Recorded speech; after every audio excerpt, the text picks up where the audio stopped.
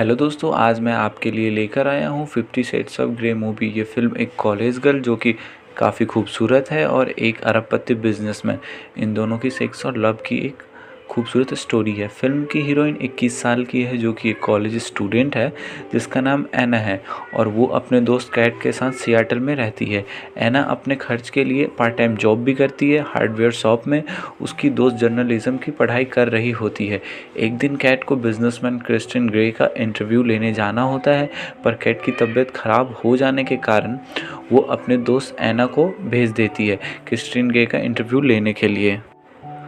फिर एना क्रिस्टीन के ऑफिस में जाती है उसका इंटरव्यू लेने, पर एना को बहुत घबराहट हो रही होती है क्योंकि उसने कभी किसी का इंटरव्यू नहीं लिया होता है। और फिर एना क्रिस्टीन को बोलती है कि वो कैट नहीं है, वो उसकी दोस्त है, उसकी तबीयत सही नहीं थी, इसीलिए मैं आई हूँ। क्रिस्टीन उसे 10 मिनट का टाइम देता है इंटरव्यू लेने के लिए, पर क्रिस्टीन जैसे जैसे एना से बात करता है वो उसकी मासूमियत और खूबसूरती से काफ़ी प्रभावित हो जाता है। पर क्रिस्टीन एना के साथ 10 मिनट से भी ज़्यादा समय बिता देता है। इसे करके उसका एक मीटिंग भी कैंसिल हो जाता है। अब एना क्रिस्टीन से इंटरव्यू का कुछ क्वेश्चन पूछती है जो उसकी दोस्त कैट ने उसे दिया रहता है। उसमें एक क्वेश्चन होता है कि क्या आप गे हैं। क्रिस्टीन बोलता है नहीं, मैं गे नहीं हूँ। एना बोलती सॉरी, मेरी दोस्त ने यही क्वेश्चन लिखा है। फिर क्रिस्टीन पूछता है आप कॉलेज ख़त्म करने के बाद क्या करो। बोलती है मैं सियाटल में ही सेटल होना चाहती हूँ।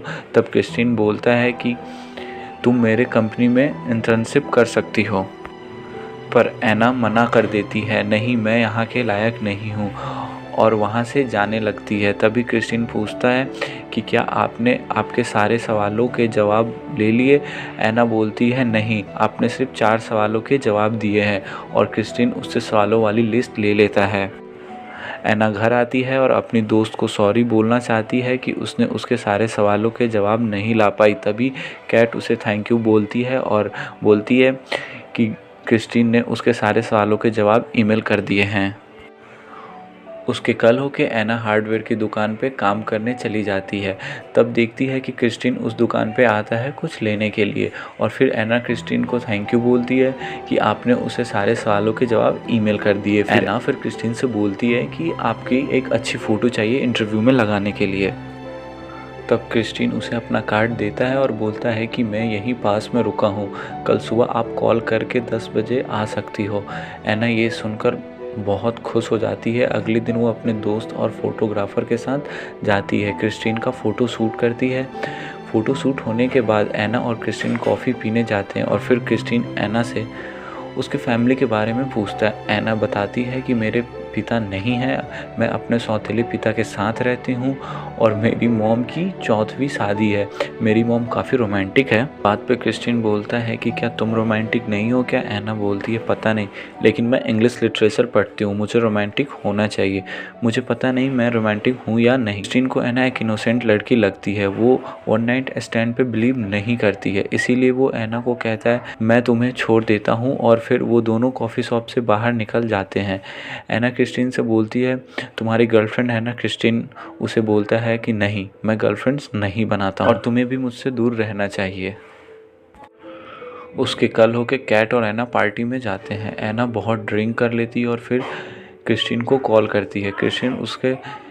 क्रिस्टीन उसकी बातों से समझ जाता है कि एना बहुत नशे में है। क्रिस्टीन उससे एड्रेस पूछता है, एना बहुत ज़्यादा नशे में होती है और वो बाहर आ जाती है। एना का दोस्त उसके साथ ज़बरदस्ती किस करना चाहता रहता है, पर तभी क्रिस्टीन आ जाता है और उसके दोस्त को धक्का दे देता है और एना को हग कर लेता है। उसके बाद उसे होटल ले जाता है। अगली सुबह एना होटल में उठती है। फिर क्रिस्टीन बोलता है परेशान मत हो, मैं किसी के मर्जी के बिना उसे टच भी नहीं करता हूँ। फिर दोनों बातें करते हैं और तभी एना क्रिस्टीन से बोलती है कि तुमने मेरे घर पे किताबें क्यों भिजवाई थी। दरअसल क्रिस्टीन उसके घर पे थॉमस हार्डी की नॉवेल फर्स्ट एडिशन की कॉपी भिजवाई होती है जो कि काफ़ी महंगी होती है। मैंने इसलिए भिजवाया था कि मुझे तुमसे माफ़ी मांगना था। एना बोलती है तुम्हें माफ़ी क्यों मांगनी थी। क्रिस्टीन बताता है कि मैं रोमांस नहीं करता, मेरी पसंद बहुत अलग है, मैं तब तक तुम्हें नहीं छूऊंगा जब तक कि तुम्हारी सहमियत ना हो। एना तो उस वक्त कुछ भी नहीं समझ पाती है। फिर एना वहाँ से निकल जाती है और दोनों लिफ्ट में जाते हैं। तब दोनों एक दूसरे को पहली बार किस करते हैं। एना को ये एहसास बहुत अच्छा लगता है। फिर क्रिस्टीन एना को घर छोड़ने जाता है और उसे बोलता है कि मैं तुमसे बाद में मिलता हूँ, और चला जाता है। एना भी बहुत खुश रहती है क्योंकि वो भी क्रिस्टीन को पसंद करती रहती है। अगली रात क्रिस्टीन उसे हेलीकॉप्टर से अपने घर ले जा रहा है। क्रिस्टीन का घर काफ़ी बड़ा और आलीशान होता है और वहाँ पे क्रिस्टीन एना को एक कॉन्ट्रैक्ट साइन करने को कहता है। क्रिस्टीन बोलता है इसमें लिखा है कि हमारे बीच में जो भी बातें होगी कभी किसी को नहीं बताओगी। एना बोलती है वैसे भी मैं हम दोनों की बातें किसी को भी नहीं बताती हूँ। फिर एना कॉन्ट्रैक्ट पे साइन कर देती है और वो क्रिस्टीन से पूछती है क्या अब हम प्यार करेंगे। क्रिस्टीन बताता है मेरी बात अच्छी तरह सुन लो, पहली मैं कभी किसी से प्यार नहीं करता, बस मैं लड़कियों के साथ फिज़िकली क्लोज रहता हूँ। एना पूछती और दूसरी बात। क्रिस्टीन उसे एक रूम में ले जाता है, वहाँ काफ़ी BDMS टॉय होते हैं। एना पूछती है ये क्या है। क्रिस्टीन बोलता है तुम्हें मुझे खुश करना होगा, अगर गलती करोगी तो तुम्हें पनिशमेंट मिलेगा। उसके बाद क्रिस्टीन एना को उसका रूम दिखाता है और कहता है अगर हमारे बीच सब अच्छा या ठीक रहा तो ये कमरा तुम्हारा होगा। एना बोलती है क्या हम साथ सोएंगे। क्रिस्टीन बताता है नहीं, मैं कभी किसी के साथ नहीं सोता। क्रिस्टीन उसे ये भी बताता है कुछ भी करने से पहले एक और कॉन्ट्रैक्ट पे तुम्हें साइन करना होगा, उसमें बहुत सी शर्तें हैं और सारी शर्तें मंजूर होगी तभी हम कुछ आगे करेंगे। बातों ही बातों में क्रिस्टीन को पता चल जाता है कि एना कभी किसी से क्लोज नहीं हुई रहती है, वो आज तक कभी भी सेक्स नहीं की होती है किसी के साथ, और इस बात से क्रिस्टीन बहुत खुश होता है और दोनों धीरे धीरे फिजिकली हो जाते हैं और अगले सुबह फिर से वो फिजिकल बहुत क्लोज हो जाते हैं। तब क्रिस्टीन की माँ आती है, क्रिस्टीन को किसी लड़की के साथ देख बहुत खुश होती है। उसे लगता है कि क्रिस्टीन होमोसेक्सुअल है जैसा कि बाहर सब बताते हैं, पर उसे एना के साथ देख वो बहुत खुश होती हैं और एना को घर पे आने के लिए इनवाइट भी करती हैं। फिर वो वहाँ से चली जाती हैं। उसके बाद एना क्रिस्टीन की शर्तों को मानने से मना कर देती है। फिर क्रिस्टीन उसे घर छोड़ने के लिए ले जाता है और घर छोड़ने के बाद उसे वो एग्रीमेंट भी दे देता है और वहाँ से चला जाता है। क्रिस्टीन उसके बाद एना को काफ़ी महंगे गिफ्ट भी भिजवाने लगता है। एना कैसे भी उस एग्रीमेंट पे साइन कर दे। इस करके एना उस एग्रीमेंट को पढ़ती है, उसमें लिखा होता है कि वो क्रिस्टीन के अलावा और किसी के साथ सेक्स नहीं कर सकती है। उसे खुद को पूरी तरह से क्रिस्टीन को सौंप देना होगा और बहुत सारी शर्तें रहती हैं। एना सोचती है कि वो साइन नहीं करेगी और वो समझ जाती है इसमें प्यार नहीं है, बस दर्द ही मिलेगा, और एना क्रिस्टीन को ईमेल करती है कि वो उसके साथ नहीं रह पाएगी और वो उन्हें छोड़ देगी। ये पढ़ने के बाद क्रिस्टीन उसी वक्त एना के पास आ जाता है और फिर दोनों फिजिकली होते हैं उस वक्त। अगले दिन एना क्रिस्टीन को बताती है कि वो उस एग्रीमेंट पे साइन करने को तैयार हो गई है, पर उसकी कुछ शर्तें हैं। क्रिस्टीन मान जाता है और दोनों की मीटिंग होती है। फिर एना उस एग्रीमेंट से कुछ शर्तें को हटाने को बोलती है। क्रिस्टीन मान जाता है, पर एना अभी भी उस एग्रीमेंट पे साइन नहीं की होती है। फिर क्रिस्टीन एना को छोड़ने के लिए उसके साथ बाहर आता है और एना के पास एक पुरानी कार होती है, वो फिर वहाँ से चली जाती है। दोनों काफ़ी दिन तक नहीं मिलते हैं। फिर एना का ग्रेजुएशन ख़त्म हो जाता है। उसके फेयरवेल पे क्रिस्टीन को ही बुलाया गया होता है स्पीच देने के लिए।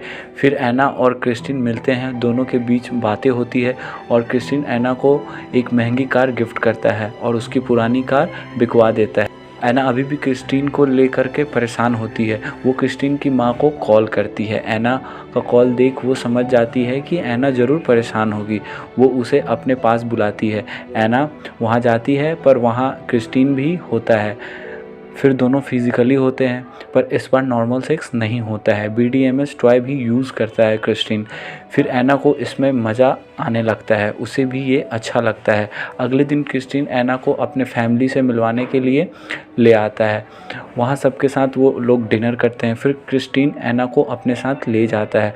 वो उसे बोलता है कि तुम सिर्फ मेरी हो। जवाब में एना क्रिस्टीन से बोलती है कि मैं तुम्हें समझ नहीं पा रही हूँ, ना तुम मेरे साथ सोते हो ना मुझे सोने देते हो। उसके बाद फिर दोनों फिजिकल होते हैं। उसके बाद एना को क्रिस्टीन के बॉडी पे जलने के निशान दिखते हैं। तब एना क्रिस्टीन से पूछती है ये निशान कैसे है। क्रिस्टीन एना को बताता है कि उसकी माँ एक वेश्या थी। जब वो 4 साल का था तब उनकी मौत हो जाती है। तब से इन लोगों ने ही मुझे पाला है, यही मेरी माँ बाप और ये सभी मेरी फैमिली है। एना का ग्रेजुएशन भी ख़त्म हो जाता है। एना अपने माँ के पास जॉर्जिया चली जाती है। वहाँ जाने के बाद दोनों एक दूसरे को बहुत मिस करते हैं। फिर क्रिस्टीन एना से मिलने आ जाता है। इस बार पहली बार एना और क्रिस्टीन बहुत अच्छे वक्त साथ में बिताते हैं। एना को बहुत अच्छा लगता है। दोनों के बिताए वक्त में ये सबसे अच्छा वक्त रहता है। अगले दिन फिर दोनों क्रिस्टीन के घर पे मिलते हैं। इस बीच दोनों के बीच फिर से BDSM सेक्स होता है और क्रिस्टीन एना को काफ़ी टॉर्चर करता है। फिर उसके बाद एना पूछती है क्रिस्टीन से, तुम मुझे इतना तकलीफ़ क्यों देते हो? इसीलिए कि मैं तुम्हारे एग्रीमेंट पे साइन नहीं की। तभी क्रिस्टीन बताता है कि बाहर में गया एग्रीमेंट, मुझे उस एग्रीमेंट से कोई फ़र्क नहीं पड़ता है। एना बोलती है ठीक है, तुम मुझे सज़ा दो, मैं देखना चाहती हूँ तुम मुझे कैसे सज़ा देते हो। क्रिस्टीन बोलता है ठीक है, मैं तुम्हें 6 बार मारूंगा और तुम मेरे साथ गिनना होगा। एना बोलती है ठीक है। फिर क्रिस्टीन उसे मारता है 6 बार ज़ोर से। एना को इस बार बहुत दर्द हुआ रहता है। जैसे सज़ा ख़त्म होने के बाद क्रिस्टीन एना के पास जाता है, लेकिन एना क्रिस्टीन को पास आने से मना कर देती है। क्रिस्टीन को एक मानसिक बीमारी रहता है और ये बात एना को मालूम चल जाती है। एना कमरे में चली जाती है। क्रिस्टीन उससे मनाने के लिए आता है। एना बोलती है मैं वो नहीं जो तुम चाहते हो, मैं तुमसे प्यार करती हूँ। फिर एना क्रिस्टीन को वहाँ से चले जाने को कहती है।